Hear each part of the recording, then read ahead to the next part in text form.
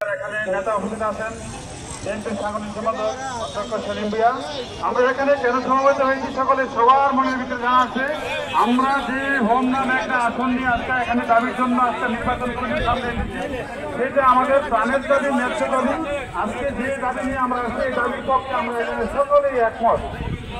এখানে শুধু আমরা এখানেই না, তৃণমূল পর্যায়ের সকল পর্যায়ের নেতৃবৃন্দ হোমনা মেঘনার সাথে যে ভ্রাতৃত্বের বন্ধন, যোগাযোগের বন্ধন, শিক্ষার বন্ধন, সব দিক দিয়ে আমাদের সাথে একটা আন্তরিকতার সৃষ্টি, বিরাট আন্তরিকতার সৃষ্টি হয়েছে।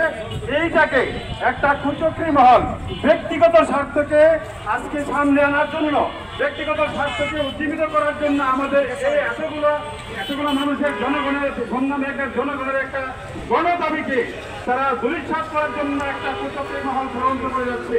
আমি আশা করবো আমরা যারা এখানে নেতৃবৃন্দ আছি যে আমরা এই বিরুদ্ধে হোমনা মেঘনার বিরুদ্ধে যারা করবে তাদের বিরুদ্ধে আমরা দুর্বার আন্দোলন করে চলবো।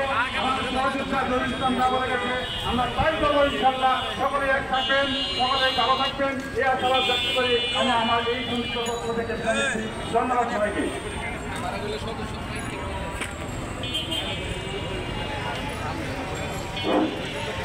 সংগ্রামী সাহায্য বন্ধুরা, এই পর্যায়ে বক্তব্য রাখবেন আসলে ইউনিয়নের বারবার নির্বাচিত চেয়ারম্যান হোমনা উপজেলা বিএনপির সংগ্রামী যুগ্ম আহ্বায়ক জনাব আবু নাসের ওয়াহেদ সম্পদ।